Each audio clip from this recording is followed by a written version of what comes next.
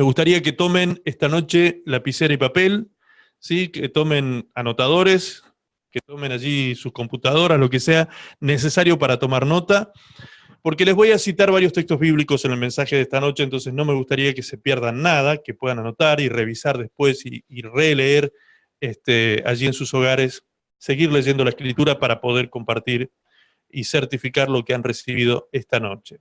Hoy vamos a tener un mensaje que es un tema columna en la vida del cristiano que tiene que ver con la doctrina de la fe. Si ustedes buscan en una concordancia en sus Biblias, vieron que al final algunas Biblias tienen como una especie de diccionario, eso se llama concordancia. Y ustedes, si buscan la palabra fe, van a ver, o si lo buscan en una concordancia online, también van a ver que la palabra fe aparece una sola vez en el Antiguo Testamento. Una sola vez, ¿sí?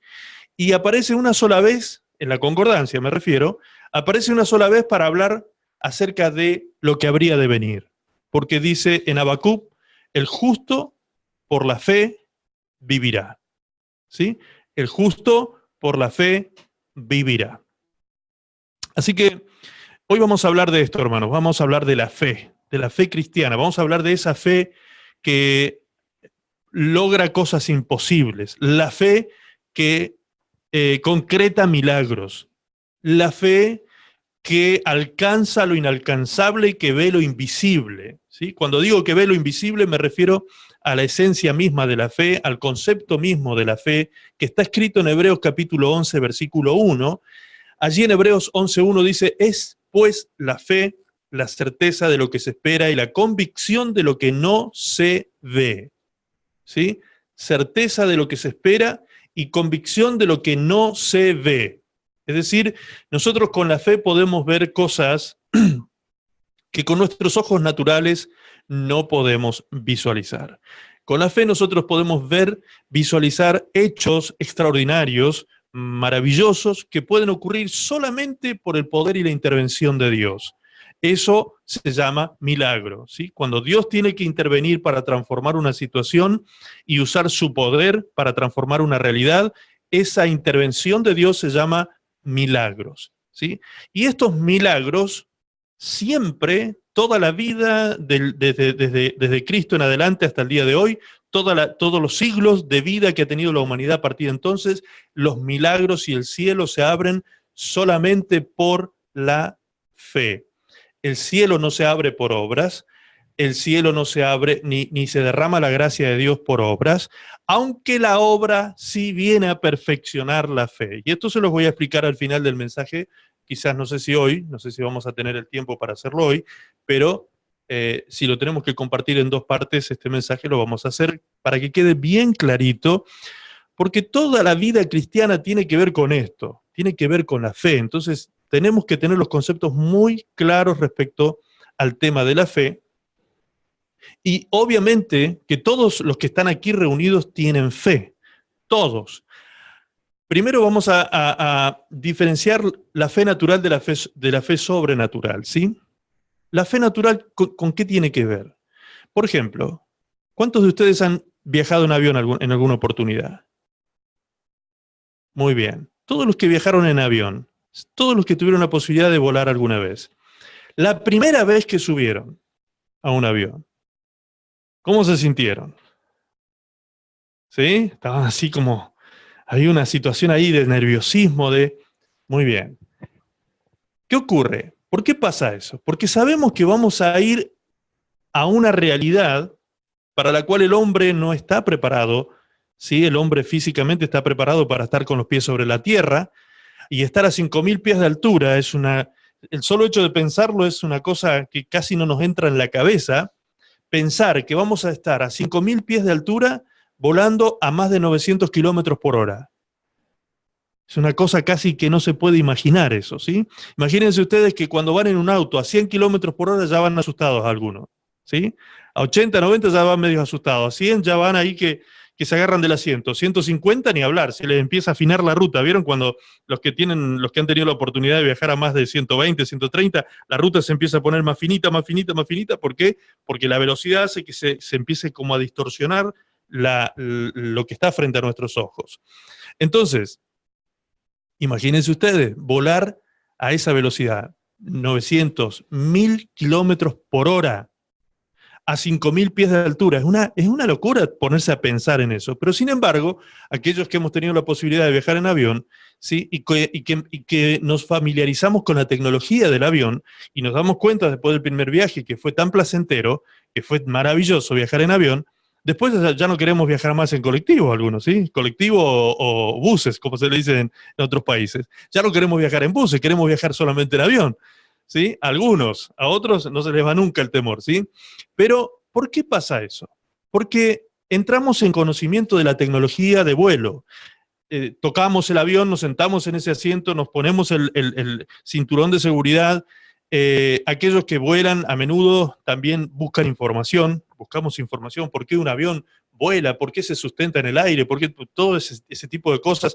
¿Qué posibilidades hay de que haya un accidente de avión? ¿Sí? Hasta que nos empezamos a dar cuenta que antes de que haya un accidente de avión hay cientos de miles de accidentes de autos en las carreteras.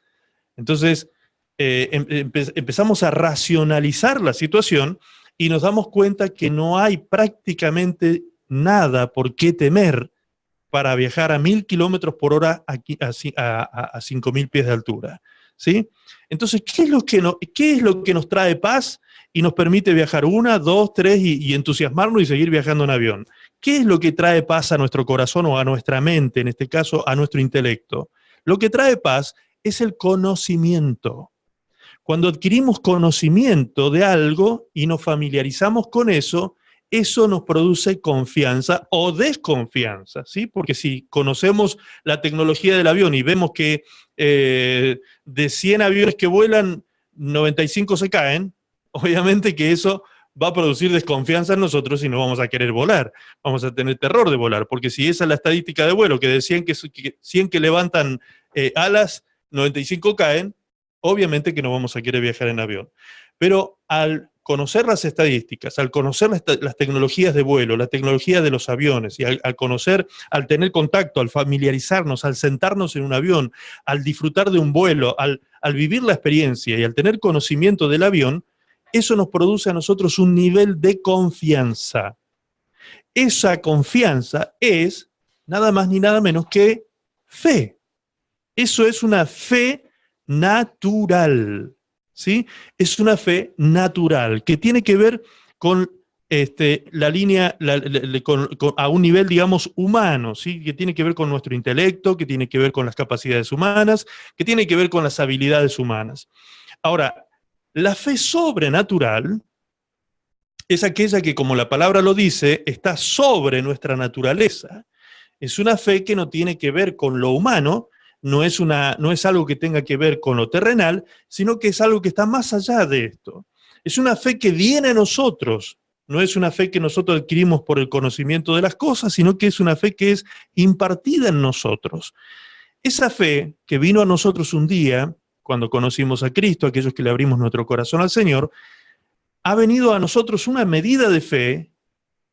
El Señor ha puesto en cada uno de nosotros una medida de fe. ¿Qué es lo que nos ha traído esta noche a reunirnos en este lugar, por ejemplo?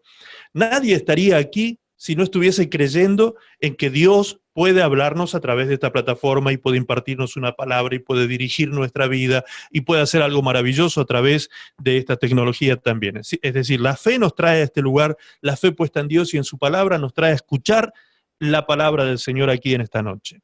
Entonces, hay una fe que es impartida del cielo sobre nosotros, es una fe que viene por el Espíritu Santo sobre nuestras vidas.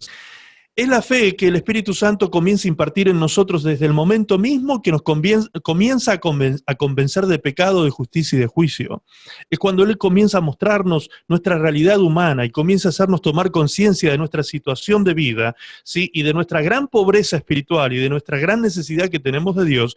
Cuando el Espíritu Santo comienza a obrar en nosotros de esa manera, ¿sí? Ya mismo en nuestro corazón comienza a suceder algo, ¿sí? Empezamos a tener esa necesidad, ese ese hambre de Dios, y el Espíritu Santo termina la obra completa cuando entra en nuestro corazón, llena nuestra vida de la presencia de Dios, salva nuestra alma, limpia nuestro corazón de toda maldad, de todo pecado, coloca paz en nuestra vida, derrama amor en nosotros. Es toda la obra del Espíritu Santo que se produce en el momento de nuestra entrega a Jesucristo. Cuando nos entregamos a Jesucristo, el Espíritu Santo viene a nuestra vida y comienza a hacer una obra maravillosa de renovación, de restauración, de regeneración en cada uno de nosotros. Ahora, desde el momento que empezamos a tener contacto con el Espíritu Santo, que empezamos a tener contacto con Él, a conocerlo, a tener esa comunión con Él, es como cuando entramos al avión, ¿vieron? Es cuando nos sentamos en el avión, nos ponemos el cinturón, hacemos el primer viaje, el segundo viaje, el tercer viaje, y ya le hallamos el gustito a la cosa. De la misma manera, de la misma forma, cuando empezamos a tener comunión y experiencias con el Espíritu Santo, cuando empezamos a tener mayor contacto, mayor experiencia, mayores vivencias con Dios, cada vez se nos naturaliza más el hecho de hablar con Él, el hecho de orar, ¿sí? Cuando oramos, estamos dialogando con Dios, entonces cada vez naturalizamos más eso y le conocemos cada vez más a Él. A medida que le conocemos más a Él, a medida que nos vamos conociendo más a Él, es como cuando vamos conociendo cada vez más el avión, ¿sí? Vamos entrando en contacto con Él, vamos entendiendo su naturaleza, su manera de actuar, su manera de pensar, su manera de hacernos sentir su presencia, bueno, todas estas cosas maravillosas que vivimos en Dios. Entonces la fe, así como se produce una fe natural que nos lleva a entrar al avión y estar allí suspendidos en el aire a 1000 kilómetros por hora, la fe sobrenatural también nos ayuda a nosotros a entrar en esas dimensiones extraordinarias donde podemos alcanzar y hacer cosas maravillosas, ¿sí? Cosas maravillosas. Si tuviese que enumerar la cantidad de cosas que he vivido a lo largo de la vida cristiana por causa de la fe, mírense, nos pasaríamos toda la noche aquí contando testimonios de milagros, de sanidades, de provisión, de finanzas, de restauración, de una cantidad de cosas que hace Dios cuando nosotros ponemos nuestra confianza en Él. Poner nuestra confianza en Dios es el epicentro de la vida cristiana. Si nosotros no aprendemos a despertar esa fe y a crecer en esa fe, pues nuestra vida se va a ver tambaleante muchas veces, nuestra vida va a tambalear, nuestro corazón se va a volver un corazón ambivalente, se va a volver vamos a tener una vida duditativa, no vamos a caminar en confianza. Entonces necesitamos crecer en la fe, necesitamos ser dimensionados. Esa es la palabra que quiero utilizar en esta noche para hablar de esto, de crecer en la fe, dimensionarse en la fe. Necesitamos crecer en la fe. Recordarán ustedes que en una oportunidad, vinieron los discípulos, dice la palabra, a Jesús y le dijeron, Señor, aumentanos la fe.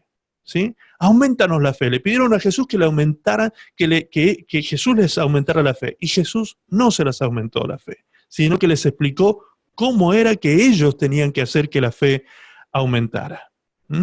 Muchas veces, hermanos, escucho que me dicen, le estoy pidiendo al Señor que me dé más fe, necesito que me dé... No, ya está, la fe ya te fue dada. Desde el momento que eres cristiano, desde el momento que aceptaste a Cristo en tu corazón, la fe vino a tu vida.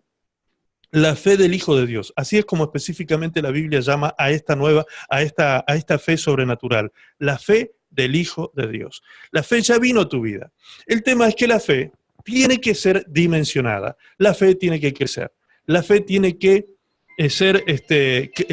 ser desarrollada en la vida de un hijo de Dios. Y quien tiene que trabajar en eso somos nosotros. Por eso es tan importante tocar este tema, porque hay cosas que hace Dios, pero hay cosas que hacemos nosotros, ¿sí? La confianza es como cuando hablamos en el matrimonio, ¿sí? O en el noviazgo. Vamos a llevarlo a un plano más prematuro, no tanto como el matrimonio, porque el matrimonio ya es una cuestión más madura, pero en el noviazgo, ¿sí? ¿Vieron cuando en el noviazgo no se tienen confianza por ahí los novios? ¿Sí? No se tienen confianza. Entonces, no viene el novio y le dice a la novia, dame más confianza en vos, por favor. Dame más confianza en vos. ¿Qué le dice la novia? No, sos vos el que tenés que confiar en mí, dice la novia, ¿sí? O viceversa, ¿sí? O viceversa. Es decir, la novia le dice, no viene la novia a decirle al novio, necesito que me des más confianza. No, el novio va a decir, no, vos tenés que confiar en mí. Es decir, la confianza o la fe, ¿sí? Sinónimo, fe y confianza son sinónimos. La confianza y la fe es algo que debo ejercer yo hacia la otra persona, ¿sí? No es que la otra persona me tiene que dar. En el caso del Señor, Él sí nos dio a nosotros, nos participó fe sobrenatural sobre nosotros, una medida de fe. Todos los hijos de Dios tenemos una medida de fe, todos. Pero el crecimiento de esa fe, el dimensionar esa fe, el hacer que esa fe se desarrolle, va a depender de nosotros, y eso es lo que Jesús le explicó a sus discípulos. Cuando hablamos de dimensionar es dar mayor dimensión, dar mayor tamaño o importancia a algo generalmente inmaterial. Eso es lo que dice el concepto del diccionario con respecto a la palabra dimensionar. Es dar mayor dimensión o tamaño o importancia a algo generalmente inmaterial. Muy bien. Ahora, por favor, tome nota. Tome nota de todos estos versículos que yo le voy a dar para que usted vea la importancia que tiene la fe en la vida de un hijo de Dios. La importancia, la relevancia que tiene los distintos aspectos de la fe en los hijos de Dios. Número 1, Habacuc 2:4. ¿Qué dice allí? Que nosotros vivimos por la fe. El texto que le cité al principio. El justo por su fe vivirá. ¿Sí? El justo por su fe vivirá. Por medio de la fe recibimos al Señor y andamos en Él, dice Colosenses capítulo 2, verso 6. Colosenses 2:6 dice, por medio de la fe recibimos al Señor y andamos en el Señor. Hebreos 11:6 dice que sin la fe es imposible agradar a Dios. Imposible. Así que hasta allí, fíjense, estas tres cosas nada más que hemos enumerado. El justo por la fe vivirá. Es decir, la vida de nosotros, los hijos de Dios, dependerá absolutamente de la fe, de una fe bien enfocada y bien direccionada. Lo segundo, dijimos, por la fe andamos en Cristo y recibimos a Cristo en nuestro corazón. Un día le abrimos nuestro corazón a Cristo y fue por la fe. Y andamos en Cristo por la fe. No hay otra forma de andar en Cristo, como dice Colosenses 2:6. Y por la fe nosotros nos transformamos en personas agradables delante de los ojos de Dios. Por la fe somos agradables, porque sin fe es imposible agradar a Dios. Por medio de la fe, dice Romanos 5:1, por medio de la fe somos justificados delante del Señor. ¿Sí? Romanos 5:1, justificados pues por la fe tenemos paz para con Dios por medio de nuestro Señor Jesucristo. Por medio de la fe somos justificados, es decir, por la fe recibimos el perdón de Dios, por la fe recibimos a la sangre de Cristo que es aplicada en nuestra vida para limpieza de pecado, por la fe. Todo esto son actos de fe. Si no hubiésemos puesto nuestra fe en el Señor, en su palabra, en sus promesas, en lo que Cristo hizo por nosotros en la cruz del Calvario, de nada vale decir que somos cristianos. La fe tiene que estar direccionada hacia esos hechos de amor que Dios ha tenido para con nosotros. Luego, Efesios 6:16 y 1 Pedro 5:9 nos dicen que por la fe, dice que la fe, mejor dicho, es nuestro escudo contra Satanás. ¿Recuerdan cuando hablábamos de esto en Efesios 6, de la armadura de Dios? ¿Sí? El escudo, dice que debemos tomar el escudo de la fe para apagar los dardos de fuego del maligno con los cuales nos acecha. En Santiago 1, 5, 6, Santiago capítulo 1, versos 5 y 6, y Hebreos 11:33, dice que por la fe nosotros alcanzamos las promesas de Dios. Por la fe. Las promesas de Dios las alcanzamos por la fe. Todo lo que usted puede ver escrito en la palabra del Señor, todas esas promesas que usted puede ver, hay algunos que han contado más de 30.000 promesas en la Biblia, ¿sí? Todas esas promesas que Dios ha establecido en su palabra, nosotros las podemos tomar y adquirir, las podemos poseer solamente por la fe. No es por obras, sino por la fe. que nosotros nos tomamos y nos hacemos de esas promesas que Dios nos ha dado. Por la fe, también dice 1 Juan 5:4, por medio de la fe nosotros vencemos al mundo. Por medio de la fe nosotros vencemos al mundo. Cuando a veces hay personas que me preguntan cómo avanzar en contra de las tentaciones que nos ofrece este mundo, las tentaciones que nos ofrece esta tierra, esta vida, y todo lo que se nos presenta por delante, ¿sí? La palabra del Señor lo dice bien claro, es por la fe. Es por la fe que yo voy a vencer la tentación. Es por la confianza. Por la confianza. Dijimos fe y confianza es algo similar, sinónimo. ¿Por la confianza que tengo en qué? Por la confianza que tengo en el Espíritu Santo, por la confianza que tengo en su palabra, en la palabra del Señor, por la confianza que tengo en el poder del nombre de Jesús. Cuando yo tengo mi confianza puesta en esos elementos o en esas personas, pues entonces voy a ser más que vencedor frente a toda batalla que el enemigo me presente o este mundo me confronte con tentaciones o cosas semejantes. Es por la fe, amados, es por la fe. ¿Se da cuenta cuántas cosas hemos enumerado ya? Por la fe, por la fe, por la fe. Todo el tiempo es por la fe. No hay peregrinación, no hay sacrificio físico, no hay absolutamente nada que usted pueda pagar, ¿sí? Hoy se ha puesto de moda, por ahí se escucha, haga un pacto con Dios y ponga tanto dinero para que ocurra un milagro en su vida o Dios salve a una persona en su familia. No, hermanos, usted no puede pagar un milagro, usted no puede pagar la gracia, porque si usted tuviese que pagar algo ya no sería gracia, ¿entiende? Ya no sería gracia. Cuando la palabra dice que la gracia de Dios nos fue dada, la salvación nos fue dada por gracia, por medio de la fe, ¿sí? La gracia tiene que ver con el favor de Dios inmerecido. La gracia tiene que ver con aquello que Dios nos da sin que nosotros lo merezcamos ni lo podamos pagar. Nosotros no podemos pagar ni el poder de Dios, ni la gracia, ni nada que venga del cielo. Todo se recibe por fe, por confianza en las promesas del Padre. Dios prometió, Dios hará. Y en eso tenemos que ser, miren, hasta, ustedes me conocen, cuando aquellos que ya me conocen un poco saben que yo soy una persona que racionalizo muchas cosas que tienen que ver con la fe, pero hay un punto en el que cuando yo ya no entiendo, cuando yo en mi cabecita, en mi intelecto no me da para entender lo que Dios me está demandando o diciendo o desafiando en un momento, cuando estamos seguros que es Dios quien nos está hablando, mire, cierre los ojos y dele para adelante. De la vida por eso, de la vida por eso, porque cuando Dios habla, Dios cumple, Dios es fiel, Dios es fiel, no dude de Dios, no dude jamás de Dios. También les he dicho en otras oportunidades que uno de los peores pecados, de los pecados más groseros que puede haber en la vida del ser humano, ¿cuál es? La incredulidad, ¿sí? La incredulidad es grosera, porque ante un Dios tan amoroso, un Dios que ha dado a su Hijo, a su único Hijo por nosotros, ante un Dios que se ha desprendido de lo que más amaba por nosotros, por cada uno de nosotros, el no creerle es ofensivo, es sumamente ofensivo. ¿Sí? Entonces, la incredulidad es un pecado que hizo que el pueblo de Israel perdiera la gracia de Dios para entrar a la tierra prometida. Esa primera generación que salió de Egipto, estuvieron 40 años dando vueltas en el desierto, vagando en su corazón. ¿Por qué? Porque hubo en ellos corazón malo de incredulidad, dice Hebreos capítulo 3.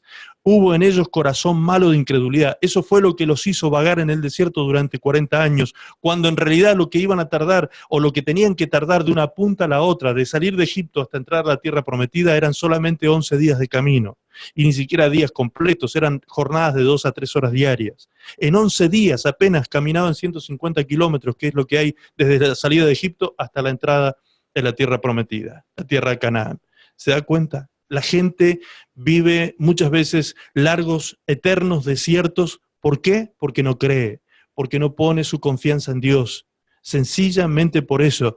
Y muchas veces hay tanta incredulidad en el corazón del hombre que aún teniendo los milagros frente a sus ojos, no puede ser agradecido con ese Dios maravilloso que le ama. ¿Por qué digo esto? Porque los israelitas, estando en el desierto, durante el día, en ese desierto caluroso, abrasador, ese calor abrasador que había en el desierto, Dios todos los días durante 40 años les puso una nube sobre el campamento que los cubría del calor abrasador y les daba frescura durante el día.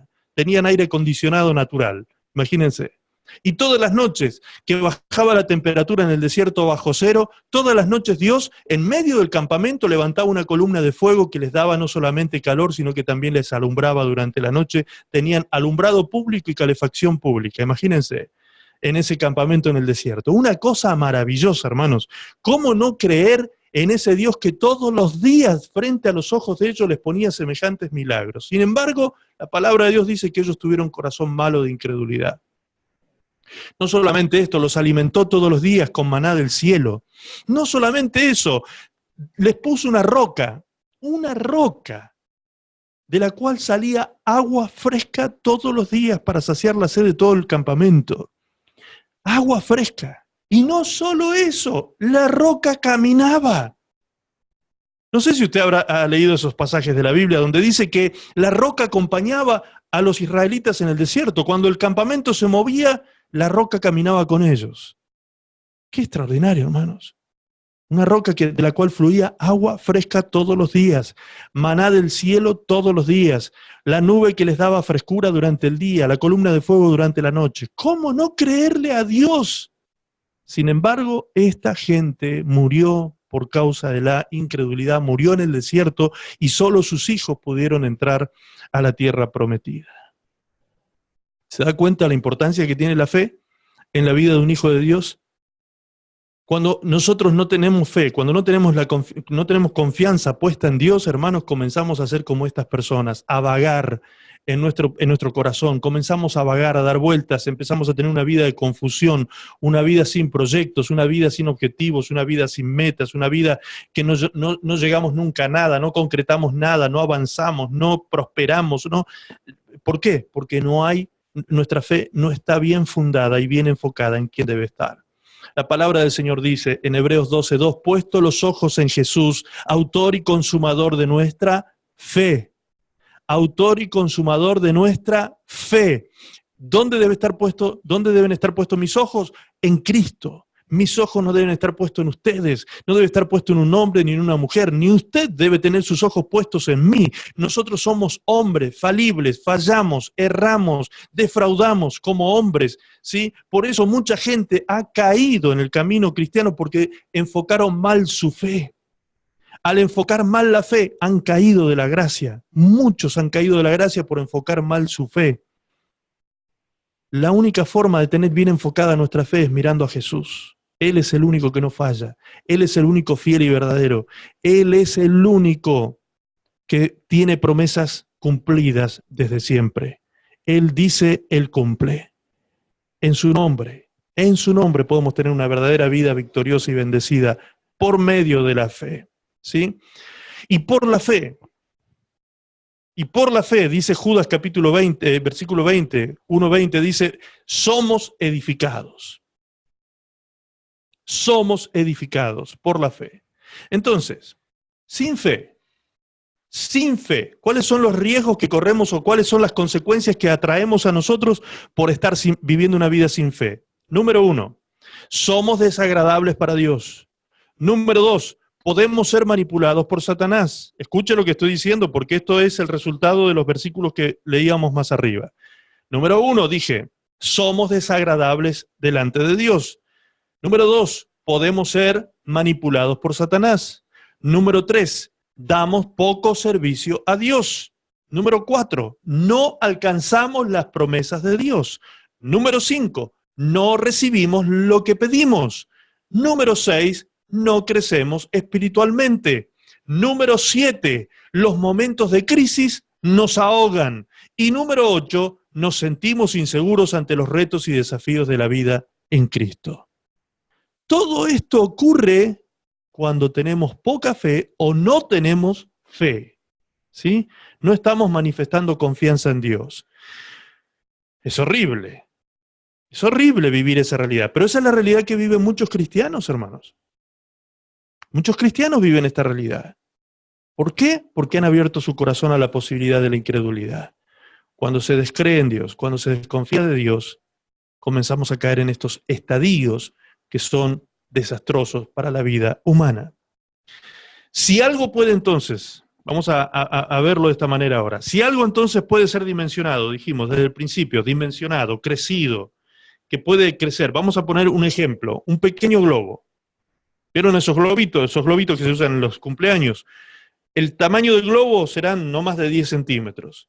Pero si usted comienza a soplar ese globo, lo comienza a dimensionar, ¿sí? Y ese globo de 10 centímetros de pronto tiene 20, 30 centímetros, ¿sí? O es un globo de piñata, puede ser un globo gigantesco. Entonces, cuando lo soplamos, cuando estamos metiéndole aire a ese globo, ¿qué ocurre? Se dimensiona, crece, se desarrolla, se expande ese globo. De la misma manera, nosotros podemos también darle tamaño, acrecentar y desarrollar o dimensionar la fe. De la misma manera.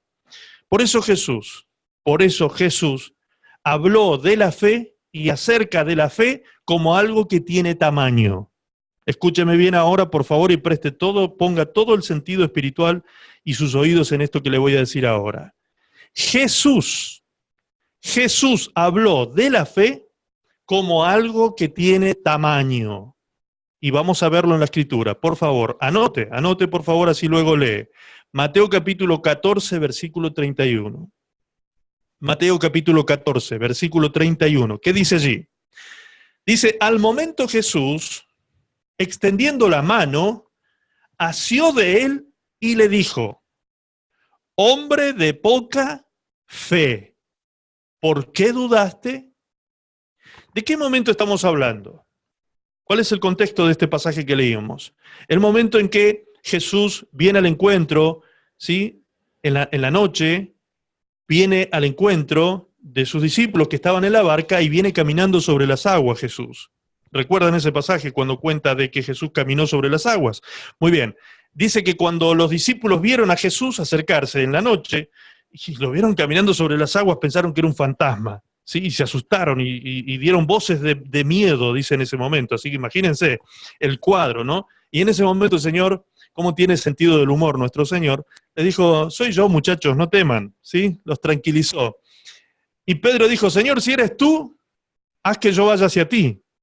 Y el Señor, ¿qué le dijo? Ven, Pedro. Y Pedro se tira a las aguas y de forma extraordinaria, maravillosa, sobrenatural, comienza a caminar sobre las aguas hacia Jesús. Comienza a caminar, empieza a ocurrir algo extraordinario. Ahora, ¿qué pasa? En ese momento en que Pedro va caminando hacia Jesús, obviamente que para caminar hacia él, lo tenía que estar mirando a Jesús. Entonces, mientras tenía puestos los ojos en Jesús, su fe lo mantenía caminando sobre lo imposible. Porque es imposible caminar sobre las aguas. ¿Me está entendiendo el lenguaje espiritual de esto? La simbología de esto. Caminar sobre lo imposible. Tener gobierno sobre las cosas imposibles. Caminar sobre algo que es imposible caminar, solo se logra si tenemos los ojos puestos en Jesús, como en ese momento Pedro tenía los ojos puestos en Jesús. Pero de pronto, ¿qué pasó? Dice que Pedro vio el viento y las olas que estaban golpeando la barca allí, estaban embravecidas las olas, y al ver la situación atmosférica, tuvo miedo, dice el texto, y se hundió en las aguas. ¿Se da cuenta? Esta secuencia que la Biblia nos relata, es la que nos enseña precisamente cómo funciona esto de la fe. Mientras Pedro se mantuvo mirando a Jesús, ¿sí? Puesto los ojos en Jesús, mientras Pedro caminó hacia Jesús, mirando a Jesús, caminó sobre lo imposible. Pero cuando Pedro sacó los ojos de Jesús y puso sus ojos en las condiciones y en las circunstancias ambientales que lo rodeaban, ¿qué sucedió? Tuvo miedo. ¿Se da cuenta? Por eso yo les estoy hablando desde el principio, una fe bien enfocada.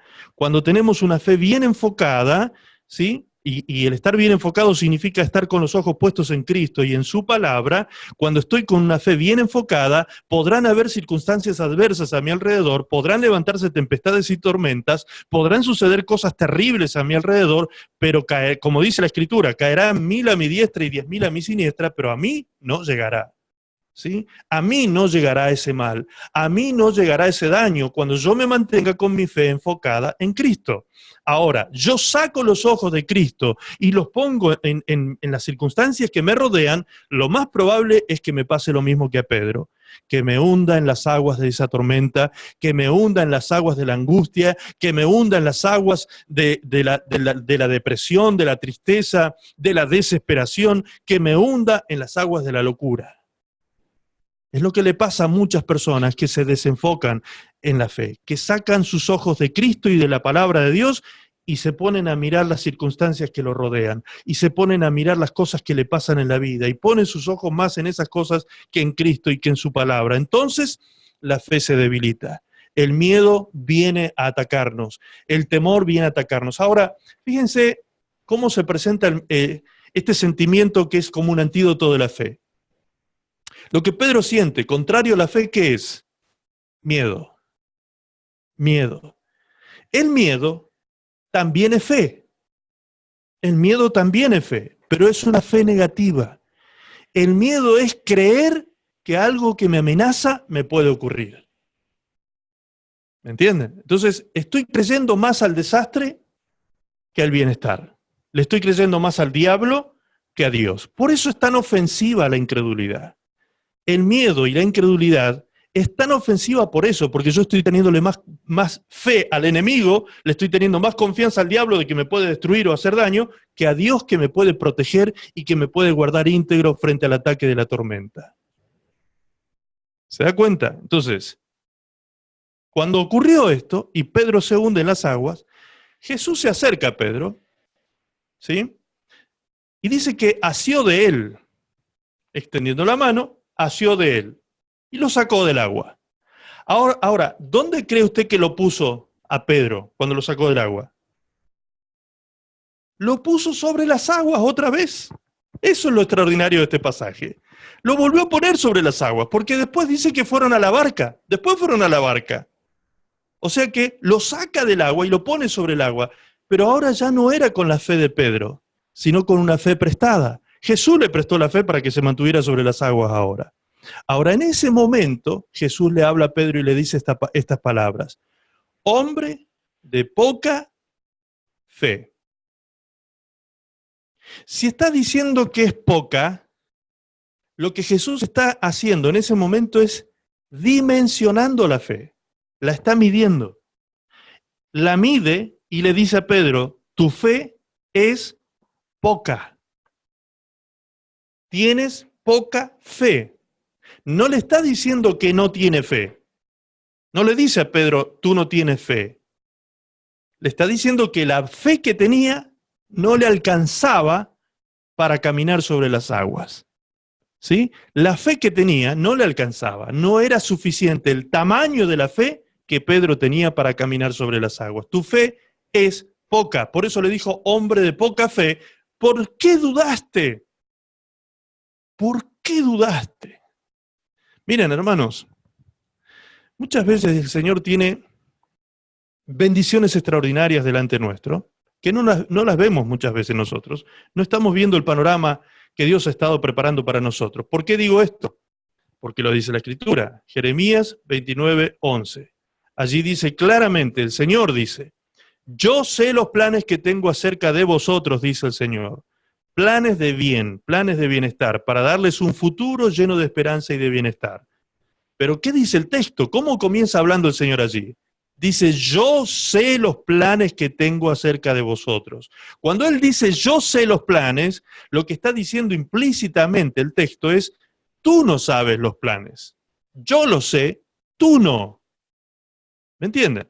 Es decir, hay muchas cosas que Dios ha preparado para los que le aman, que nosotros que le amamos no tenemos conocimiento de estas cosas todavía. ¿Sí? Entonces, ¿por qué? Porque esas son cosas que vienen como premio a nuestra vida. La palabra de Dios dice que Dios tiene galardones y premios para aquellos que creen en Él. Ahora, si yo no me mantengo en fe, si yo no me mantengo confiando, si yo no me mantengo firme caminando en Cristo, esas cosas se detienen, esas cosas se frenan, esas cosas no llegan a mi vida. ¿Se da cuenta? Por eso es que Jesús lamenta este momento de Pedro y le dice, Pedro, Hombre de poca fe. ¿Por qué dudaste, Pedro? ¿Por qué dudaste? Imagínense si no hubiese dudado Pedro. A partir de ese día, Pedro no hubiese sido nunca más el Pedro que siguió siendo. Pedro habría cambiado, su estado de fe habría cambiado. Imagínense si Pedro va caminando hasta Jesús y vuelve caminando con Jesús a la barca. ¿Quién lo para a Pedro después? ¿Me entienden? ¿Quién lo para a Pedro? Tremenda medida de fe iba a tener. Así es como se crece en la fe. Así es como se crece en la fe. La obra de fe es la que perfecciona la fe misma. Es decir, la obra me refiero a haber caminado sobre las aguas con la fe bien enfocada. Si él hubiese hecho la obra completa, su fe hubiese crecido de una manera exponencial a partir de ese día. Y Pedro nunca más hubiese sido el Pedro que fue hasta ese momento. Ahora, fíjense lo que dice Mateo 8:26. Ahora Jesús no le habla a Pedro, sino que le habla a todos sus discípulos. A todos sus discípulos. Y a todos los discípulos les dice esto. Mateo 8:26. Jesús les dijo, ¿por qué teméis? ¿Por qué teméis, hombres de poca fe? Entonces, levantándose, reprendió los vientos y el mar, y se hizo grande bonanza. Otra vez en una situación algo parecida. Se encontraban en este momento, Jesús ahora sí estaba con ellos en la barca, Jesús estaba durmiendo, estaba descansando, y en ese momento se levanta una tempestad que arreciaba contra la barca donde estaban todos ellos y parecía que iba a sucumbir en ese momento la barca y se iban a naufragar, y eso iba a terminar muy mal ese día. Entonces, todos estaban asustados y a tal punto que en un momento fueron y lo despertaron a Jesús y le dijeron, maestro, no tienes cuidado de que perecemos, vamos a morir ahogados, vamos a naufragar, mira cómo está esta tempestad. Y se levanta el Señor y les dice, ¿por qué teméis, hombres de poca fe? Otra vez lo mismo, temor, miedo. ¿Se da cuenta cómo el miedo y el temor es el antídoto de la fe? ¿Por qué teméis? ¿Por qué teméis, hombres de poca fe? Ahora, si Jesús les dice, les hace esta pregunta demandante, es una pregunta que al mismo tiempo tiene una demanda incluida, ¿sí? Si Jesús les hace esta pregunta demandante, ¿por qué se las hace? ¿Porque ellos podrían, por la fe, haber frenado la tormenta o no? Claro que sí, ellos podrían haber frenado la tormenta. Claro que sí. No solo frenar tormentas, llamar tormentas también se puede por medio de la fe. Ahora dice el texto, hombres de poca fe. Entonces levantándose reprendió los vientos y al mar y se hizo grande bonanza. Y todos quedaron sorprendidos diciendo y preguntándose, ¿quién es este? ¿Quién es este hombre que hasta las potencias de los cielos le hacen caso? Esas cosas, Jesús dijo, aquellos que creen en mí, las cosas que yo hago, ellos las harán también y aún mayores. Miren, dos testimonios cortitos les cuento. Uno en Uruguay y otro aquí en Argentina. Hace años atrás me invitaron a una cruzada evangelística al aire libre, en una plaza, en pleno centro de una ciudad vecina aquí, vecina de esta ciudad de Cipolletti, una ciudad que se llama Fernández Oro, una pequeña ciudad vecina a esta, y en pleno centro, en plena plaza, se iba a realizar una campaña evangelística, una cruzada evangelística, una reunión de salvación, con oración por los enfermos y demás. Resulta que llego al lugar y ya estaba la iglesia que me había invitado, habían organizado todo el panorama, ¿sí? Pero el sonido que iban a utilizar esa noche era un sonido alquilado, era un sonido que le habían alquilado una empresa, unos profesionales del sonido, a ellos les habían alquilado todos los baffles y todas las potencias de sonido y todo lo demás. Aquí que sucedió algo. Esa noche el cielo estaba cerrado y negro, era una cosa, unos nubarrones negros cerrados, impresionantes sobre nuestra cabeza allí en Fernández Oro, pero se venía una tormenta. Acá cuando vienen tormentas en esta zona, vienen tormentas eléctricas, era en verano, se producen tormentas eléctricas con rayos, con truenos, una cosa así bien estruendosa, ¿sí? Y resulta que estaba el cielo amenazante, estaban los rayos, ya estaban los refusilos sobre el cielo. Entonces el dueño del sonido, el hombre de la empresa de sonido, habló con el pastor que estaba organizando la cruzada y le dijo, mire, discúlpeme, pero si acá cae una gota de lluvia, yo levanto todo y me llevo el equipamiento porque se me va a quemar todo el equipamiento, no puedo hacerle sonido en estas condiciones. Entonces, cuando yo llego a ese lugar, me encuentro con ese cuadro. Y viene el pastor preocupado y me comenta esto. Me dice, mirá, está pasando esto, y posiblemente nos quedemos sin sonido si este señor se va. Mirá que está que se larga a llover y qué sé yo. Y en ese instante, le pregunto al pastor, ¿tienes intercesores? ¿Hay gente que está orando en la iglesia, gente que está dedicada a la oración? Sí, me dice el pastor, acá justo está el grupo de intercesión, están acá desde temprano, habían estado orando en el lugar y demás.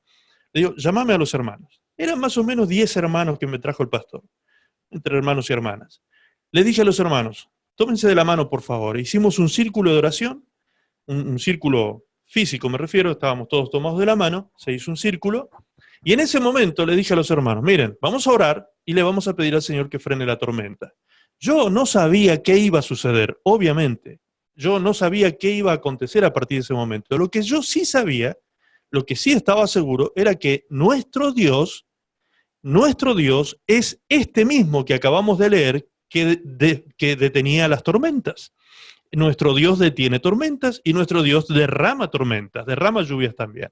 Entonces, en ese momento, les dije, vamos a orar y vamos a reprender esta tormenta, vamos a tomar autoridad sobre la tormenta. ¿Por qué? Porque a veces oramos y oramos mal, dice la palabra. La palabra dice que hay momentos en que hay que reprender y hay que confrontar, ¿sí? En este caso, ¿qué dice aquí el texto? Dice que Jesús reprendió los vientos y al mar y se hizo grande bonanza. Jesús reprendió al viento y al mar. Jesús no se puso a orar y a decir, oh Padre Celestial, envía bonanza y calma la tormenta. No fue esa la manera en que Jesús actuó, sino que Él directamente reprendió la tormenta. Ahora, esa autoridad Jesús nos dio a nosotros. Entonces en ese momento le dije, hermanos, vamos a reprender la tormenta en el nombre de Jesús. Nos pusimos a orar. Estábamos orando y algo empezó a acontecer sobre nuestra cabeza. Mientras estábamos orando, se empezó a ver en el cielo, entre medio de esa tormenta, esos nubarrones oscurísimos, un círculo pequeñito sobre nuestras cabezas. Un pequeño círculo. Ese círculo comenzó a agrandarse. Poco a poco, milímetro a milímetro, comenzó a agrandarse y se empezó a hacer un hueco en las nubes. Un hueco totalmente circular en las nubes. Comenzó a crecer ese hueco. Resulta que terminamos de orar. ¿Y por qué nos dimos cuenta de eso? Porque una hermana que estaba en el grupo de oración miró hacia arriba y dijo, mire pastor, dice, mire pastor, y ella estaba como espantada, y yo miro hacia arriba y veo ese hueco que estaba creciendo.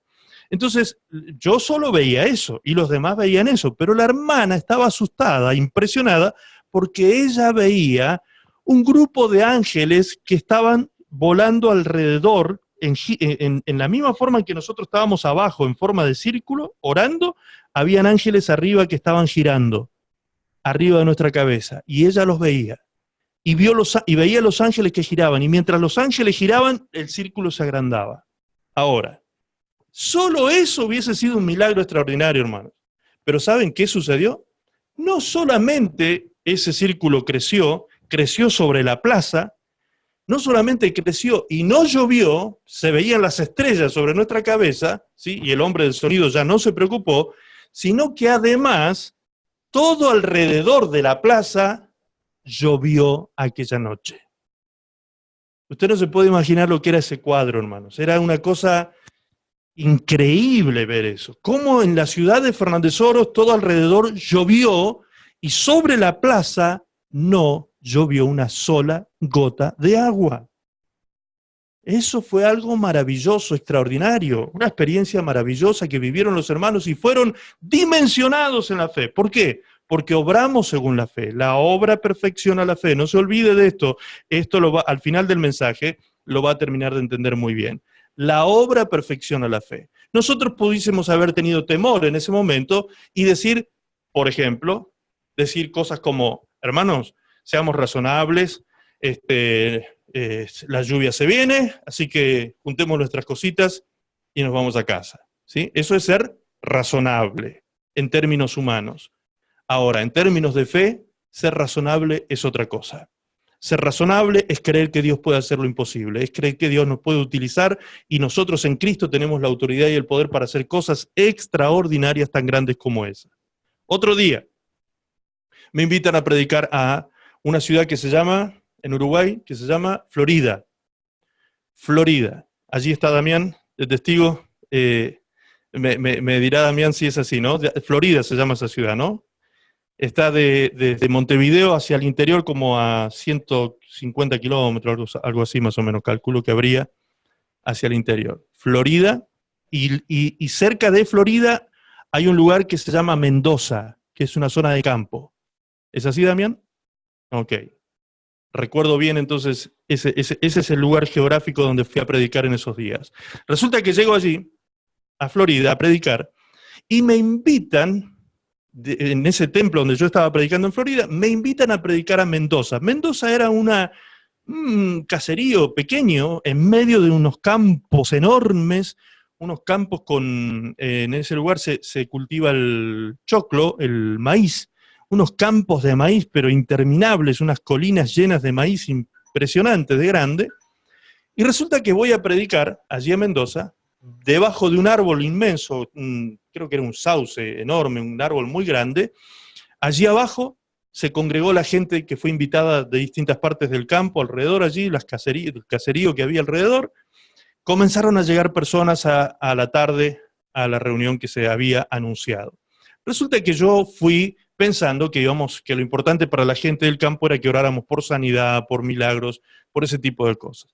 Y resulta que llego y los hermanos, cuando les pregunto, hermanos, ¿cuál es la necesidad de oración que ustedes tienen? ¿Por qué quieren que oremos? Y yo me imaginé que me iban a empezar a decir, oremos por sanidad de esto, de lo otro. No, todos estaban como de acuerdo y me dijeron, pastor, mire, que mirar hacia el campo. Me dice, ¿vio esos choclos, esos maíces? ¿Ve el color que tienen? El color era como medio amarillento. Me dice, no me acuerdo los nombres, ¿cómo se llama la mazorca? Mazorca, ¿no? La coronta del choclo, ¿sí? Que es donde era una cosita chiquitita, sí, que no se había desarrollado porque era un año de sequía en Uruguay y por causa de la sequía no estaban creciendo las plantas, porque en ese lugar evidentemente se riegan naturalmente las plantaciones, ¿sí? De las lluvias, digamos, sobreviven las plantaciones. Entonces, toda la gente estaba preocupadísima en ese momento por la sequía que había, porque eso iba a traer un quebrantamiento financiero a toda la región, iba a ser algo terrible. Si no llovía en esos días, iba a ser terrible. Entonces, lejos de pedirme que oráramos por sanidad, que oráramos por cosas así, me dijeron todos los que estaban allí reunidos, no eran más de 15, 20 personas, me dijeron, pastor, oremos para que Dios envíe lluvia, para que Dios abra los cielos. Hace, no sé, como 7 meses que no llovía en el lugar, era una cosa, un desastre lo que estaba ocurriendo, realmente un desastre era. Es más, me dijeron, si esta semana no llueve, se pierde la cosecha. O sea, el límite era esos días, esa semana. Si esta semana no llueve, se pierde la cosecha. ¿Ok, hermanos? ¿Ustedes creen que Dios puede enviar lluvia? Sí, pastor, creemos. Vamos a orar entonces. Nos pusimos a orar, le pedimos al Señor que enviara lluvia, ordenamos a los cielos que se abrieran y demás, tomamos la autoridad en el nombre de Jesús, empezamos a orar y era de día en ese momento y estaba el cielo azul, hermanos. Azul, era un azul hermoso, que había allí un sol impresionante. Terminamos de orar y ¿cómo estaba el cielo? Igual de azul, ¿sí? No había una sola nube, no había ni una amague de nube, no había nada. Yo empecé a mirar para los costados, hacia los alrededores, a ver si aparecía alguna nubecita en algún lugar, tenía la esperanza de que algo, aunque sea amenazar ahí, alguna cosita. Nada, hermanos, nada, el cielo azul estaba. ¿Ok? Digo, hermanos, muy bien, hemos orado. Vamos a creer y vamos a darle gracias a Dios de que la lluvia va a venir. ¿Ustedes creen que el Señor va a enviar la lluvia? Amén, decían los hermanos, muy entusiasmados. Muy bien, entonces vamos a darle gracias al Señor de que la lluvia está en camino. Lo creemos en el nombre de Jesús. Y todos nos pusimos de acuerdo en eso, en darle gracias a Dios por la lluvia. Terminó la reunión, nos fuimos a casa, no pasó absolutamente nada. El sol se escondió ese día y aparecieron unas estrellas hermosísimas en el campo, así se veía el cielo estrellado. Cenamos, nos fuimos a descansar esa noche y yo comienzo a dar vueltas en la cama, no me podía dormir, y pasaban los minutos, pasaban las horas y no me podía dormir. Sería más o menos la 1:30 de la mañana, y yo ya no daba más de dar vueltas en la cama y dar vueltas en la cama, y ya estaba aburrido de estar así dando vueltas en la cama porque no me dormía, y me dio sed en ese momento. Entonces me levanté a tomar un vaso con agua. Me sirvo el agua en el vaso, y se me ocurrió salir a tomar un poco de aire afuera de la casa. Salgo a tomar aire afuera de la casa. Yo hasta ese momento ni me acordaba de que habíamos estado orando por lluvia ni nada. Fue un tema que se me fue de mi cabeza, desapareció de mi mente. Salgo afuera, ¿sí? Me voy a tomar el agua y siento olor a tierra mojada. ¿Vieron cuando se siente la tierra húmeda, la tierra mojada por la lluvia? El olor que tira la tierra. Entonces, cuando siento el olor a tierra mojada, miré hacia arriba. Cuando miro hacia arriba, me cae una gota aquí en la frente. Una gota de agua. ¡Tac! Me cae en la frente. Miro el cielo y el cielo estaba, hermanos, encapotado de nubes. Cerrado, el cielo estaba cargadísimo de nubes, y a partir de esa gota que me cayó en la frente, empezó a llover como si se hubiesen abierto ríos en una cosa, hermanos, extraordinaria. La gente estaba feliz, era un diluvio, eso era algo maravilloso, cómo la tierra se regó y las plantas revivieron y todo, porque esos choclitos ya estaban muriéndose por causa de la sequía de tantos meses, hermano, no se habían ni desarrollado las corontas de choclo. Así que un milagro maravilloso ocurrió ese día en aquel lugar. Estas dos experiencias me quedaron muy marcadas en mí, en lo personal, ¿sí? Y me dieron a mí un nivel de fe y de confianza superior. Por eso la fe es algo que nosotros la hacemos crecer. La confianza es algo que yo voy a ejercer en Dios en la medida que voy obrando en fe, ¿sí? Vamos obrando en fe. Pedro se tiró al agua y empezó a caminar sobre las aguas. No se quedó en el bote esperando que Jesús lo venga a sacar del bote para caminar en las aguas. No, Pedro se tiró al agua.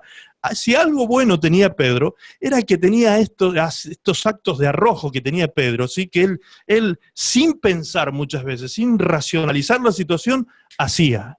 Ahora, cuando hacía, se sorprendía de las cosas que lograba. El tema era cuando él racionalizaba, cuando él veía su entorno, su fe decaía, ¿sí? Entonces, amados, la fe es algo que crece, es algo que puede ser pequeño, es algo que si puede ser pequeño también puede ser grande, ¿sí? Si Jesús dijo hombre de poca fe y a sus discípulos les dijo hombres de poca fe, es porque también podía la fe, así como podía ser pequeña, podía ser grande. Ahora, ¿hay algún texto que diga esto? Mateo capítulo 8, versículo 10. Lea, por favor, Mateo capítulo 8, verso 10, anótelo para luego leerlo. Dice así: al oírlo Jesús, está hablando de un centurión en este caso, que vino Jesús, dice, al oírlo Jesús se maravilló y dijo a los que le seguían, de cierto os digo que ni aún en Israel, aún en toda la nación, no he hallado tanta fe. O sea, sumando la fe de todos los israelitas que pudiesen haber creído en Jesús, ni aún en toda la nación, sumando la fe de todos, habían sumado tanta fe como la que tenía este centurión. ¿Sí? Es decir, Jesús le dijo a sus discípulos que tenían poca fe, y sin embargo este centurión dijo, tanta fe que ni en todo el país he encontrado tanta fe como la que tiene este hombre. Ahora, ¿qué era lo que el centurión le había dicho a Jesús? Para que Jesús se maravillara. El centurión le dijo, mira, yo como tú soy un hombre bajo autoridad. Y le digo a mis soldados que vayan y mis soldados van. Le digo a mi soldado que venga y mi soldado viene. Le digo a mi soldado haz tal cosa y mi soldado la hace. ¿Por qué? Porque yo tengo autoridad delegada de mi superior. Como yo estoy sujeto a mi autoridad, yo tengo autoridad sobre mi soldado. Así que, si tú dices la palabra, Jesús, mi siervo que está en casa atormentado gravemente por una enfermedad, será sano. Fíjense cómo había razonado la fe de este hombre. Y ahí es cuando Jesús se sorprende y se maravilla con este centurión y dice, no he hallado ni en todo Israel, ni en todo el país he encontrado tanta fe como la que tiene este hombre. ¿Y qué era lo que ese hombre había hecho? Simplemente había encontrado una analogía y la había razonado. Había razonado la fe. ¿Se da cuenta? Porque a veces también se dice, muchas veces, mal conceptualizando la fe, se dice de que la fe no se puede razonar. Ahora, dígame si eso no es un razonamiento. Dígame si eso no es una racionalización de la fe. Cuando él dice, yo como tú, soy un hombre bajo autoridad y por eso le digo a mi soldado tal cosa y la hace. Así que si tú, que también eres un hombre bajo autoridad, la autoridad de Dios, le dices a esa enfermedad que se vaya, se irá, sencillamente. ¿Se da cuenta? Cómo tener las ideas claras hacen que nuestra fe pueda estar firme. Es lo que les decía al principio. El conocimiento es lo que afirma la fe. El conocimiento, el conocimiento, el conocimiento. Mientras usted más conoce de aeronáutica, mientras usted más conoce un avión, mientras usted más conoce la tecnología aérea, mientras usted más conoce la seguridad de viajar en un avión, mientras usted más conocimiento tenga las estadísticas de accidentes aéreos, mientras usted más tenga conocimiento, más deseos de viajar en avión le va a dar. Porque es altamente seguro. ¿Me entiende? El conocimiento es la clave. El conocimiento es la clave. El relacionarme con eso es lo que me da conocimiento. Entonces, el conocimiento de Dios, el conocimiento de cómo Dios actúa, como este centurión habló con Jesús, el conocimiento de esto fue lo que a él le dio la confianza y la seguridad de que si Jesús decía la palabra, su siervo que estaba en casa sería sanado. Extraordinario, extraordinario. Así es como funciona la fe. Ahora, en Lucas capítulo 10, Lucas 9 y Lucas 10, vamos a encontrar allí que Jesús envía a sus discípulos de 2 en 2, primero a 12, luego a 70, los envía de 2 en 2 a predicar el evangelio a las ciudades vecinas. ¿Sí? Les dijo, sanen los enfermos, echen fuera demonios, resuciten muertos, limpien leprosos. ¿Qué hicieron ellos? Fueron, lo experimentaron y regresaron, dice Marcos capítulo 6, verso 30, allí dice que regresaron y le contaron a Jesús todas las cosas que habían enseñado y que habían hecho. ¿Qué habían hecho? Habían sanado enfermos, habían echado fuera demonios, habían predicado el reino de Dios. Muy bien. Ahora, si usted hubiese ido entre esos 70 o entre esos 12 y hubiese visto todos esos milagros que ocurrieron cuando usted hizo esa obra, ¿cómo estaría su fe? ¿Sí? Siente que su fe estaría, wow, pum para arriba, ¿no es cierto? Muy bien. Ahora, lo extraño es que en Lucas capítulo 17, y no nos olvidemos de esto, Lucas es un historiador por excelencia porque Lucas puso en orden cronológico los hechos de la vida y ministerio de Jesús. Es decir, capítulo por capítulo, lo que Lucas va contando es en una línea de tiempo, hechos cronológicos que fueron ocurriendo en una línea de tiempo. Entonces, si en Lucas 9 y Lucas 10 Jesús los envió a sanar enfermos, echar fuera demonios, etc., ahora en Lucas 17 encontraríamos a los discípulos henchidos de fe, ¿sí? Estarían, pero que explotaban de fe. Sin embargo, en Lucas 17, versículo 5, dice así: dijeron los apóstoles al Señor, aumentanos la fe. ¿Qué pasó? ¿Qué pasó? Habían visto milagros, habían visto cosas extraordinarias ocurrir en el nombre de Jesús y ahora vienen y les dicen a Jesús, aumentanos la fe. ¿Qué le responde el Señor? Vengan muchachos, que voy a poner mis manos sobre ustedes y les voy a infundir fe. ¿Dice eso el texto bíblico? No. El texto dice que Jesús le respondió esto. El versículo 6, el siguiente dice, entonces el Señor dijo, si tuvierais fe como un grano de mostaza, podríais decir a este sicómoro, es un árbol frondoso, desarráigate y plántate en el mar y os obedecería. Tremendo. Tremendo. Si tuvierais fe como un grano de mostaza, podríais decir, escuche por favor, mucha atención aquí. ¿Me están escuchando? ¿Se escucha el audio? ¿Bien? Ok.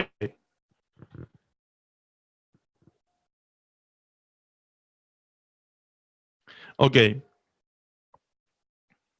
Jesús les dijo, si tuvieran fe como un grano de mostaza, un pequeño grano de mostaza, una semilla de mostaza, que tiene el tamaño más o menos la mitad del tamaño de una semilla de cilantro. ¿Sí? ¿Conocen el cilantro? Esa plantita aromática, ¿sí? La semillita de cilantro, ¿la conocen? Chiquitita como la cabeza de un alfiler.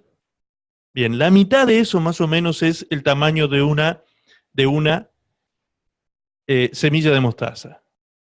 Es pequeñísima, pequeñísima. Es la mitad de una cabeza de un alfiler, una cosa así. Chiquitísima. Ahora Jesús les dijo, si tuvieran fe ustedes, una fe de ese tamaño solamente, miren lo que lograrían si tuvieran una fe tan pequeñita como un grano de mostaza. Fíjense lo que lograrían. Le podrían decir a ese sicómoro, a ese árbol, que se desarraigue y se plante en el mar, y eso acontecería. Eso ocurriría. ¿Sí? Entonces, analicemos por favor exegéticamente el pasaje, hagamos ahí un partimiento del pasaje para ir entendiendo paso a paso lo que Jesús estaba enseñando. Porque Jesús no les dio fe. Jesús no les aumentó la fe. Nunca lo hizo. Nunca lo hizo. Jesús lo que les dijo fue cómo aumentar la fe. ¿Cómo se aumenta la fe? Ahora, la pequeña medida de fe sí la tenían. La pequeña medida, el de mostaza, sí lo tenían. Jesús ya se los había dicho antes. ¿Recuerdan? Cuando leíamos hombres de poca fe. Todos tenían poca fe, es decir, todos tenían una fe tan pequeña como un grano de mostaza. Ahora, ustedes que tienen una fe tan pequeñita como esa y quieren que la fe aumente, que crezcan, teniendo ese tamaño de fe solamente es suficiente como para que ustedes le digan a ese sicómoro, desarráigate y échate y plántate en el mar, él lo haría. Él lo haría, ¿sí? Entonces, ¿cuál es la palabra que aparece allí? Lo que Jesús les dice es, si ustedes tuviesen fe del tamaño de un grano de mostaza. ¿Qué me estás mostrando ahí, María? María Victoria. ¿Son granos de mostaza eso? Sí, miren, ahí está mostrando María, justamente. Ella tiene un sobre con semillitas de mostaza. Así de pequeñitas, miren lo que es. Ahí está mostrando ella, justamente. Ahí tiene muchas semillas, ¿eh? En ese pequeñito sobre pequeñito hay muchísimas semillas ahí. Gracias, María. Si tuviese fe de ese tamaño, gracias, María, qué justo, qué oportuno el ejemplo. Si tuviese una fe tan pequeña como eso, le diríais a ese sicómoro, desarráigate. Entonces, ¿qué es lo que Jesús dijo que haríamos si tuviésemos una fe tan pequeña? ¿Qué podríamos hacer? Justamente, decir.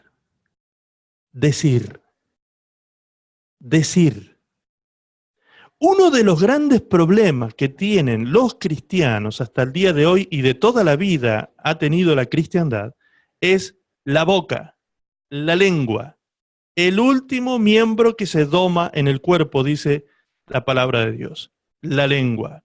La lengua manifiesta lo que abunda en el corazón. Y no solo lo manifiesta, sino que además lo reafirma. Porque si una persona tiene un pequeñito temor, cuando lo declara, el temor, ¿sabe lo que hace? Crece. Es exactamente el antídoto, como es el antídoto de la fe o la parte opuesta de la fe.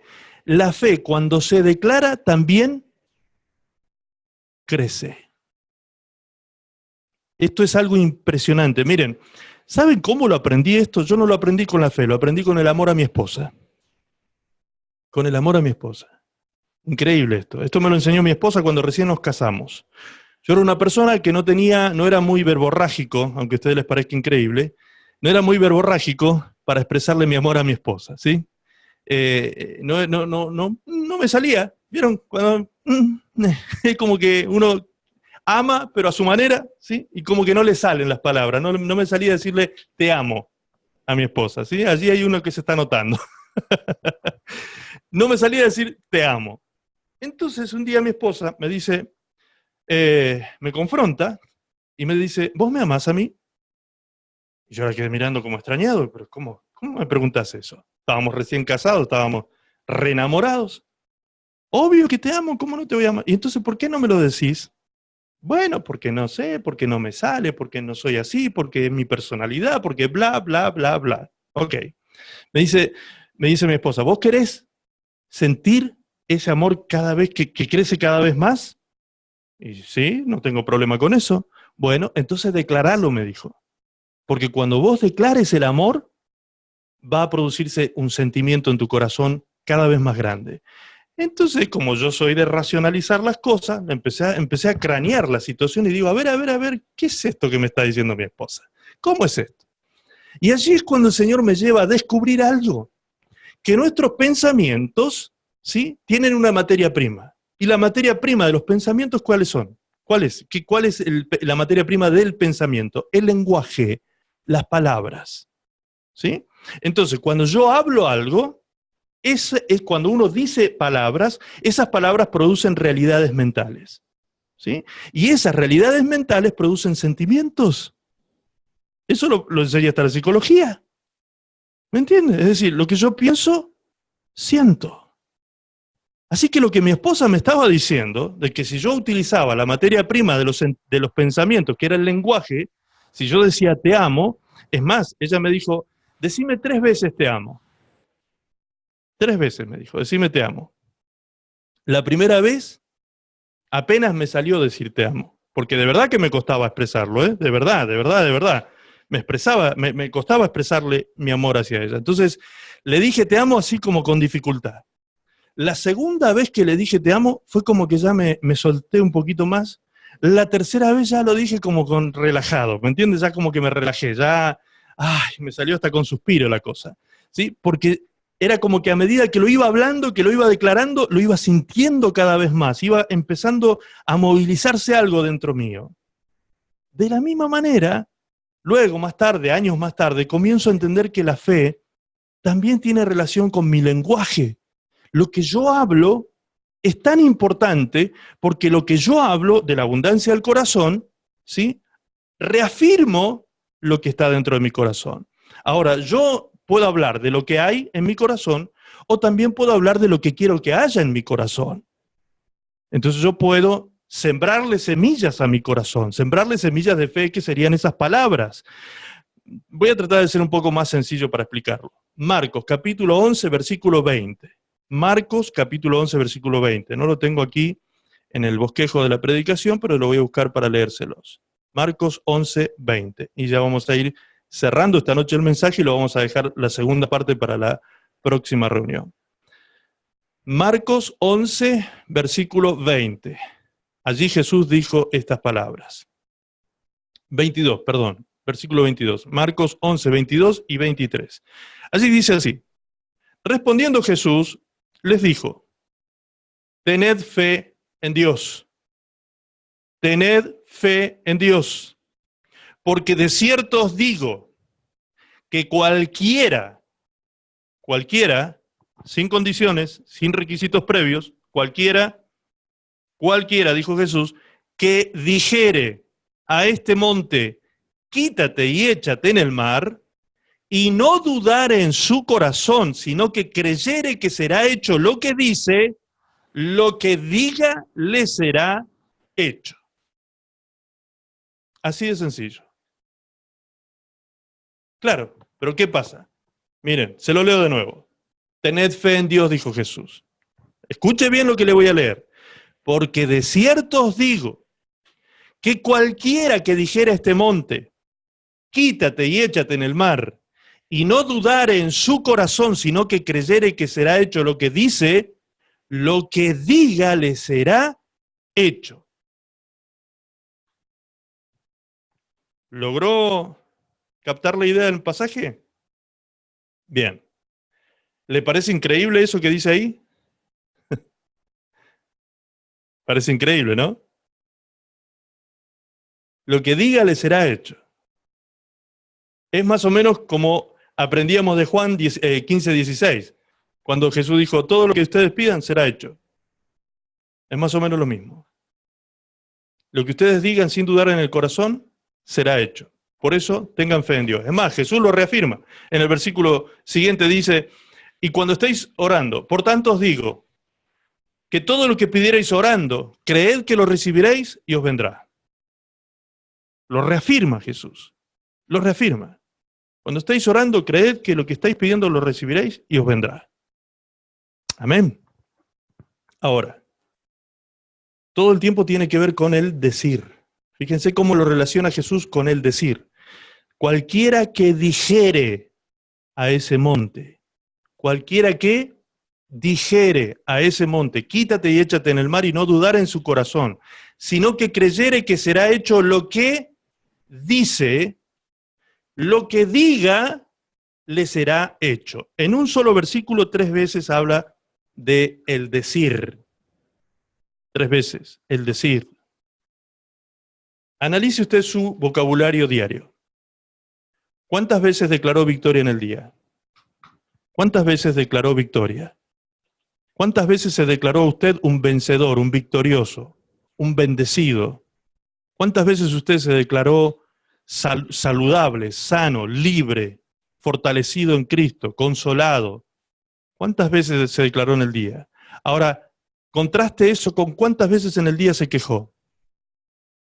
¿Cuántas veces en el día tuvo miedo? ¿Cuántas veces en el día declaró desconfianza sobre algo? Sobre el sistema de gobierno, sobre su salud, sobre su futuro, sobre... ¿Se da cuenta cómo nuestro lenguaje está más saturado de temor, de miedo, de incredulidad, precisamente, que de fe? La gran mayoría de las personas hablan más cosas negativas que positivas. ¿Y sabe por qué? Eso responde a una programación neurolingüística podríamos decir. Está más o menos estadísticamente estudiado que una persona de 18 años, un jovencito de 18 años, ha escuchado a lo largo de los 18 años 180.000 veces la frase no. No hagas, no toques, no digas, no puedes, no. ¿Sí? Es decir, 180.000 veces entró en ese oído la palabra no. El no tiene una connotación negativa. ¿Sí? ¿Y cuántas veces sí? ¿Cuántas veces sí puedes? Sí puedes soñar, sí puedes proyectar, sí tienes capacidad, sí tienes... ¿Cuántas veces nos motivaron en la vida y cuántas veces nos desmotivaron en la vida? ¿A través de qué? De la palabra, del lenguaje que es la materia prima de los pensamientos, futuros sentimientos y acciones del ser humano. ¿Se da cuenta? Jesús no estaba loco cuando decía esto. La fe tiene directa relación con lo que yo digo. Ahora, ¿qué voy a decir? ¿Cualquier cosa que se me ocurre? ¿Voy a decir lo que se me... No es así tan sencillo el tema. Fíjense lo que dice el apóstol Pablo. Y con esto vamos a ir cerrando el mensaje esta noche, ¿sí? Esto último leemos del apóstol Pablo en 1 Corintios 4:13. 1 Corintios 4:13. Allí Pablo dice lo siguiente: pero teniendo el mismo espíritu de fe, conforme a lo que está escrito, creí. Conforme a lo que está escrito, creí. Por lo cual, hablé. Nosotros también creemos, por lo cual también hablamos. Repito, pero teniendo el mismo espíritu de fe, conforme a lo que está escrito, creí. Por lo cual, hablé. Entonces, ¿qué es lo que hablo? Lo que creo. ¿Y qué es lo que creo? Lo que está escrito. Ese es el razonamiento lógico de este versículo bíblico. ¿Se da cuenta? Pablo dice, por cuanto está escrito, lo creí. No creemos cualquier cosa los cristianos. No creemos cualquier cosa los hijos de Dios. ¿Sí? Acá no se trata de tener pensamientos fantasiosos y de creer cosas que no tienen sustento. No, toda nuestra fe tiene, la fe nuestra cristiana tiene sustento, y ese sustento se llama palabra. ¿Qué palabra? La palabra de Dios. Esa es la que nos sustenta en la fe. Por eso Pablo dice, por cuanto está escrito, creí. Y por cuanto creí, hablé. Entonces, cuando Jesús dijo que habláramos, ¿qué teníamos que hablar? Lo escrito. Creer lo que está escrito, hablar lo que está escrito, orar lo que está escrito, declarar lo que está escrito. ¿Me entiende? Ahí es cuando la fe comienza a fortalecerse. ¿Por qué? Porque lo escrito, ¿qué es lo que nos da? Conocimiento. Conocimiento. A medida que vamos conociendo lo escrito, que no es otra cosa que el pensamiento de nuestro Padre, lo que usted tiene escrito en los 66 libros de su Biblia es el pensamiento de su papá, es el pensamiento de nuestro Dios. Entonces, en la medida que conozco el pensamiento de papá, lo conozco cada vez más a papá. ¿Me entiende? Naturalizo cada vez más mi relación con él. Mi relación con él se hace cada vez más cercana, más íntima, más se me revela el plan de Dios a mi vida. Como dice Salmo 25:10, cuando dice que Dios le revela su pacto a los que tienen íntima comunión con él. Íntima comunión con él. Cercanía, conocimiento de Dios, conocimiento de su palabra es lo que a nosotros nos va a fortalecer la fe. ¿Usted quiere ser dimensionado en la fe? ¿Quiere crecer en la fe? Tiene que crecer en el conocimiento del pensamiento de Dios que está escrito en su palabra. Así que a dejar de lado la pereza, ¿sí? A tomar nuestra Biblia. Tantas horas que pasamos en las redes sociales, hoy en día se calcula que las personas pasan 4 horas por día aproximadamente, abren su celular de 80 a 120 veces por día. ¿Sí? ¿Cuántas veces, de las 120 que abrimos el celular, cuántas veces abrimos la Biblia? ¿Cuántas horas de las 4 que le dedicamos a las redes sociales, cuántos minutos le dedicamos a la Biblia? ¿Me entiende? Entonces, tiene lógica esto, hermano. Tiene lógica. Esto no es un reproche. Yo no le estoy reprochando eso. No le estoy diciendo no mire su Facebook. No, no. Simplemente seamos equilibrados. ¿Queremos tener fe? Pasemos menos tiempo en el Facebook y más tiempo en la Biblia. ¿Me entiende? Conozcamos más a nuestro Dios. Hay gente que se relaciona con Dios a través del Facebook, hermano, ya es el colmo esto. A veces yo veo gente que escribe oraciones en el Facebook. Yo digo, pero ¿desde cuándo Dios tiene Facebook? Le escriben en el Facebook a Dios, ¿vieron? En vez de orar, le escriben, Dios, te pido que hagas tal cosa. Póngase a orar. Póngase a orar. Tenga comunión con su papá. Haga lo que Jesús dijo. Jesús dijo, entre en el cuarto secreto y hable con Dios allí en lo secreto. Y cuando Dios vea eso en secreto, cuando Dios esté contigo en lo secreto, eso se va a manifestar en lo público. La gracia de Dios se va a derramar en tu vida. Amén. Gloria a Dios. Hemos echado las bases primarias para entender esto de la fe. El próximo domingo vamos a terminar de desarrollar este tema de la fe porque es muy importante para nuestra vida cristiana, ¿sí? Vamos a terminar de comprender todos estos conceptos para transformarnos en personas que entendemos la fe, por lo menos entenderla desde el punto de vista teológico para saber qué es lo que está escrito, ¿sí? Y a partir de ahí comenzar a creer lo que está escrito y comenzar a hablar lo que está escrito. Amén. Gloria a Dios. El Señor les bendiga, amados, muchísimo.